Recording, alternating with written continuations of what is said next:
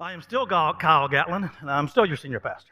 So it's an old Saturday Night Live thing. Do y'all remember Saturday Night Live? Anyway, hey, so I have a question. Well, actually, I'm going to remind you about something real quick. I do want to remind you. Set aside next week Wild Faith Conference. I know Juan mentioned it in the announcements, but I do want to encourage you to be back next week. Dr. George A. Savita will be here Sunday morning and then Monday, Tuesday, Wednesday night next week. Super Bowl, after the Super Bowl, those nights. So I encourage you to be a part of that because it is really for us. It's for the church, this conference, the Wild Faith Conference, because we are trying to grow deeper in our faith. It's something about coming together on an intensive time together, these 4 sessions together. Something about that really solidifies and strengthens our faith. I want to encourage you to do that. Also, if you're just a person that decided today to show up and you want to know more about Covenant, I want to ask you to stay after the service. Meet us over in room 105 in the middle building. We have something called Foundations, and you'll learn more about the church and maybe how to get connected, maybe a little bit more about yourself. So you don't have to make a reservation. You just show up. We are ready for you. So meet you after the service. You see any of the staff or talk to me or Bobby after the service. If you're wondering where to go, we'll take you over there. Okay, immediately following the service. All right. So I have a statement that I wonder if you have ever made. My needs are the only needs. My needs are the only needs. My hunch is that you said it, but not out loud. I don't think any of us in here are so arrogant and pious enough to stand up and say that, right? But we're thinking it. We've probably thought it a whole lot. We're just not going to admit it. But it really plays out in our social media world. Instagram, Facebook, TikTok. It's all about me. That's what it is. We're looking for the likes. We're looking for the comments. We're looking for the reactions. We're looking for the shares. We're looking for the followers, and we are addicted to that. We get addicted to how many people are reading it or engaging with it. We get addicted to that because it's everything we post is about me. And I use the word we tongue-in-cheek because all of you know I am hardly on any of those things, right? You know, wait a second, Kyle, you have a Facebook page? Yeah, I do, but hardly ever on it. I even have an Instagram. Can't tell you the last time I did anything on that. I'm not even sure I know my password, all right? So I say we, but really, not really, right? But I understand that that's the world we are living in. And so in this selfie stick, social media-like world that's so focused on self, Jesus is actually encouraging us and challenging us today to focus on others. And he's doing that in the Beatitudes. Matthew 5, verse 7 is the Beatitude we look today. Blessed are the merciful, for they will be shown mercy. Blessed are the merciful, for they will be shown mercy. This is really a beatitude about others. Blessed when we're thinking about others. We are blessed when we are thinking about others. Now, there's something that you need to understand about mercy because we actually have 2 things going on here that you need to be aware of. So let me show you what they are real quick. Grace is what I don't deserve. Mercy is not giving me what I deserve. See, these are sort of go hand in hand many times. Many times we think of these 2 things and we try to make a differentiation between the 2. So here it is. Grace is what I don't deserve. Now, when I say don't deserve, this is coming from the standpoint that I am a sinful human being. That I am a person that misses the mark more times than I hit the mark. That and trying to live a life that honors God, that lifts God up, that I'm missing it. And grace gives me what I don't deserve. I don't deserve to have a relationship with God.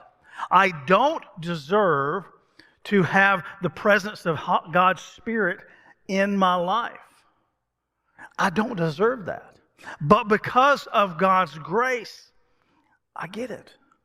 Because of God's grace, I have salvation. And I have this awesome presence of Jesus through the Holy Spirit in my life, moment after moment after moment. So that's grace. Now, mercy is not giving me what I deserve. Again, a sinful human being, missed the mark. So I should be getting pain. I should be getting punishment. I should be getting condemnation. That's what I should be getting. But because of mercy, I don't get that. I don't get that.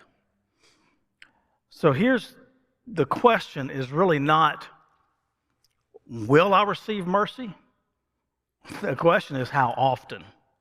How often will I receive mercy? That's really the question that we sort of get into a little bit when we talk about mercy. So mercy, here's another way to look at it. Mercy is about doing something about the symptoms. Grace attacks the problems. Mercy goes after the symptoms, but grace goes after the problems. Blessed are those who are merciful, for they will be shown mercy. So we know we're supposed to be merciful, and we are going to be blessed. But how are we blessed? We're to be blessed by being shown mercy. That's the blessing. The blessing is we are shown mercy. Now, I hope some of you understand this, that when Jesus says, blessed are the merciful, for they will be shown mercy, he's not talking about you and me. He's not talking about a quid pro quo thing. In other words, I offer mercy to you, and you have to give it back to me. That's not what he's talking about, because most of us understand, like, just because I offer mercy to you and to you and to you, in this world we're living in today, we don't get it back. We don't get that back. Just because I offer mercy doesn't mean I'm going to get it back. Now, we may think in some perfect world that is the case, but we're not living in a perfect world. Just because I'm giving you mercy doesn't mean you're going to give it back to me. That's why when Jesus says, blessed are the merciful, for they will be shown mercy, God does the showing. It's God showing us mercy. That's what we're talking about. That's what Jesus is talking about. Mercy comes from God. Titus tells us this. He saved us not because of righteous things we had done. Again, there's no merit here, right? Mercy's not based on merit. Paul says through Titus, he saved us not because we have righteous things we had done, no merit, but because of his mercy. He saved us because of his mercy, not our merit. He saved us through the washing of rebirth and renewal by the Holy Spirit. We are saved by grace because of mercy. Again, two sides of the same coin, grace and mercy. That's what they are, two sides of the same coin. And because we are saved by grace through mercy, we should, Jesus says, show mercy to others. You see, as we render mercy, we reveal God's heart. As we render mercy, we reveal God's heart. You know, the first glimpse that some people may see of Jesus is when you and I render mercy. When we are merciful to another person, that may be their first glimpse of Jesus. Because sometimes people can't understand this mercy thing, right? We can understand it because we've been saved by grace. Because of his mercy, we have been saved. Not by anything we've done, but by his mercy, we understand what it means to be saved. We understand that God's mercy saves us. So as we experience that and we offer that to another person, it may be the first time they even catch a glimpse of mercy. And why are they catching that glimpse of mercy from us? Because of the mercy we have received through Jesus Christ. So we can reveal God's heart when we render mercy to another person. Now, there's a story that Jesus told really about this. It's found in Luke 10. Luke 10. Now, this is I'm going to summarize a lot of this for you, but it's the parable of the Good Samaritan. The question was asked, who is my neighbor? Who is my neighbor? And Jesus told the parable. Dude was having a journey, got beat up, left for dead. A guy, I'm going to tell you who it was. All right, a man was going from Jericho. They stripped a priest. A priest happened to be going down the road after this dude was left for dead in the ditch. Basically, a priest happened to be going down the same road. I'm in verse 31 of chapter 10 of Luke, just so you'll know. Priest happened to be going down the same road. He saw the man. He passed by on the other side. So too a Levite, when he came to the place and saw him, passed by the other side. So Jesus has already named off a priest and a Levite. Who are these people? These are professional religious people. These are the people that everybody in the community would look up to and go, there's the religious man. That's the man who knows God. That's the man who devotes their life to God. All they do is honor God, serve God, live for God. And both of them, he said, in this story, go away. They avoid the dude in the ditch. But a Samaritan, as he traveled, came where the man was. When he saw him, he took pity. Now, who's a Samaritan? Samaritan comes from a border area to Israel. And the Samaritans were people that married outside of their culture. So they were cross-cultural marriage things. And so they did not believe, the Jewish people did not believe that they really were God's people. They really thought that God didn't care about them. And they really thought that these Samaritan people couldn't do anything that would bring God honor and glory and lift his name up. And Jesus said, that's the guy. That's the guy who took pity on him. What does God do? He went and bandaged his wounds, pouring on oil and wine, put the man on his own donkey, brought him to an inn, took care of him. The next day took out 2 denarii, gave him to the innkeeper. Look after him, he said. When I return, I will reimburse you for any extra expense you may have. Then Jesus asked this question. Which of these three do you think was a neighbor to this man who was basically in the ditch? The expert in the law, again, another professional religious person, said the one who had mercy. The one who had mercy. And Jesus says, all right, go and do likewise. This was an easy answer, right? Anybody would have answered the way that this expert in the law would have answered. Simple. Mercy?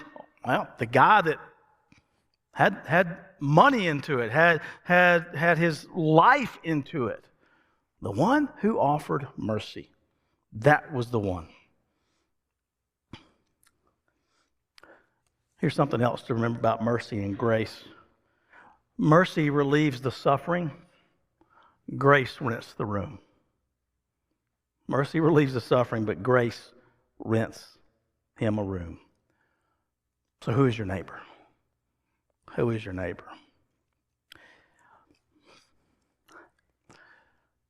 Well, let's put it in a little more in our face type thing. Who is the church ignored? Who is the church did their best to go out of the way to avoid someone, to a group of people? Who is the church ignored? Who is the church looked down upon? Who is the church said, I don't want to have anything to do with them? And I'm not talking about covenant. I'm talking about who's the church? People. You. You are the church. But another question of who is your neighbor comes down to literally, who is my neighbor? You think about it? Years ago, Scott Shumper, who was our student minister when I came on staff, I remember him saying one time that we in America like going into our bat caves, right? So we have the garage doors, right? We have the garage doors that go up and down, and when we come home in the afternoon or evening, the garage door opens, we slide in, then we close the doors behind us, never come out again until the next day. And these bat cave lives that we live, how many of us actually know the people living closest to us? Do we know everybody living around us? Do we know the elderly person that is living by themselves that probably doesn't have any family that checks on them regularly? Do we know that single parent that is struggling just to make it through each day? Do we know them? They're living right down the road. They may be living right next door to us. Do you know their names? Do you know who your neighbor is? Do you understand that there are people out there that you could help and they would not be able to pay you back?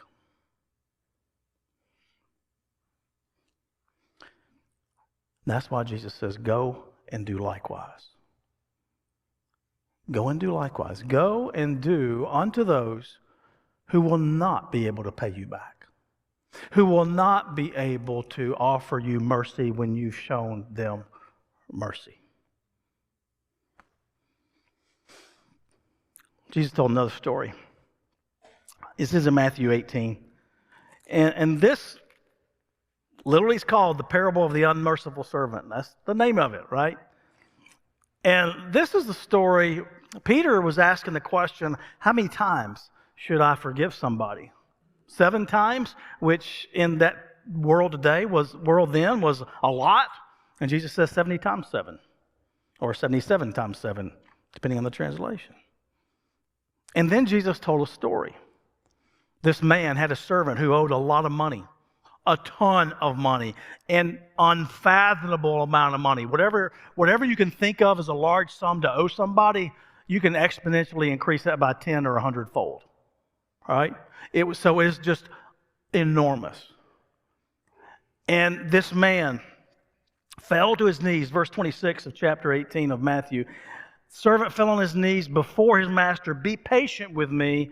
I will pay back everything. There's no way to pay it back, by the way. The sum was so huge, there is no way in his normal lifetime that he would be able to pay it back. They didn't have the lottery. There's no way he's going to be able to pay it back. The servant's master took pity on him, canceled the debt, let him go. Verse 28, but when that servant, the one who had just been relieved of all his debt, went out, he found one of his fellow servants, owed him 100 silver coins, which is a small pittance compared to what he had just been forgiven. He grabbed him and began to choke him. Pay back what you owe me. His fellow servant fell to his knees and begged him, be patient with me, and I will pay it back. Sounds familiar, right? But he refused. Instead, he went off and had the man thrown into prison until he could pay the debt. When the other servants saw what had happened, they were outraged, went and told their master everything that had happened. Then the master called the servant back in. You wicked servant, I canceled all that debt of yours because you begged me to. Shouldn't you have had mercy on your fellow servant just as I had on you? Then in his anger, his master handed him over to the jailers to be tortured until he should pay back all he owed, which would never happen. This is how my heavenly Father will treat each of you unless you forgive your brother or sister from your heart. So this was a case where mercy, Jesus is talking about mercy as it relates to forgiveness. He was telling the story of that. But here's what I want you to understand, that mercy and forgiveness do go hand in hand, but that's not exclusive, right? I want you to understand that the Good Samaritan showed mercy. He showed love. It was love in action, right? There's multiple ways to show mercy. One of those ways is forgiveness. Another way is to literally put love into action like the Good Samaritan did. So how do we show mercy in a self-focused world? How do we show mercy in a self-focused world? Well, first of all, we need to remember this. Mercy isn't about me. It's about reflecting God's heart. It's not about me. It's about reflecting God's heart. The first beatitude, there are a couple scholars out here that will suggest that each one, the first 4 beatitudes match up with the second 4. So we have this character building in the first 4, and then we have the action steps in the second 4, and they match up. For instance, they're saying this. The first one is, blessed are the poor in spirit, for theirs is the kingdom of heaven, which matches up with blessed are the merciful. You see, when we understand what is poor in spirit is understanding who I am in relation to God. It's understanding that I have to rely on God. I am poor. I am a beggar coming to God. And I have nothing. And God says to me, but yours is the kingdom of heaven. You see, we recognize that. We recognize who we are in the eyes of God, recognize our place. Then we understand that because we are in poor in spirit, God has shown His mercy to us. Therefore, we show mercy to others. And when we do that, we reflect God's heart. We reflect that heart that has been shown to us.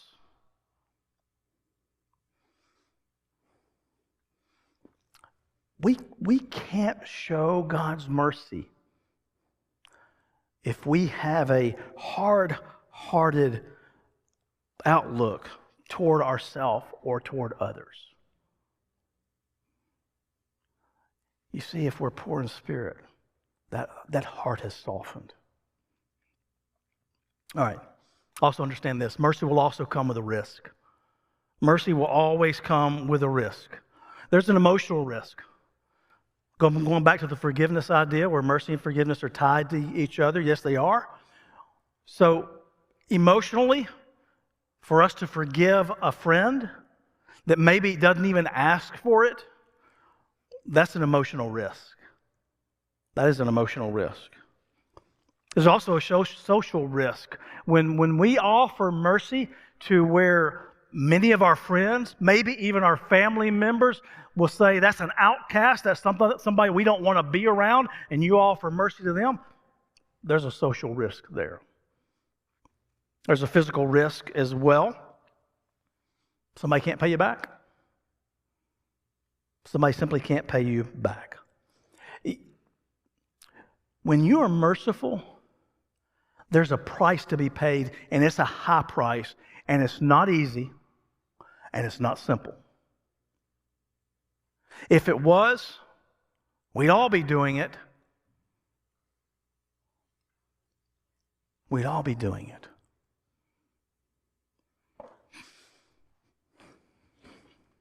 Next, you may not be able to help everyone, but you can be merciful to someone today. Yeah, we have the world. The world, John Wesley actually said, founder of Methodism, the world is my parish. Well, the world may be my parish, but it is not where I can make a difference. Where can I make a difference? Where can I show mercy? I may not be able to show mercy to my entire community or to my entire country, but I can show it to someone. I can show it to someone. And remember this, mercy should be a lifestyle, not an event. Mercy should be a lifestyle, not an event. Hey, let me tell you something. Don't wait for your church to tell you where to show mercy. Don't wait for your church to highlight some place where you can show mercy. Don't wait for that. If you're waiting for that, Now, I question whether you've already received God's mercy or not.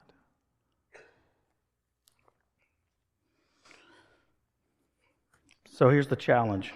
Who can you offer mercy to today?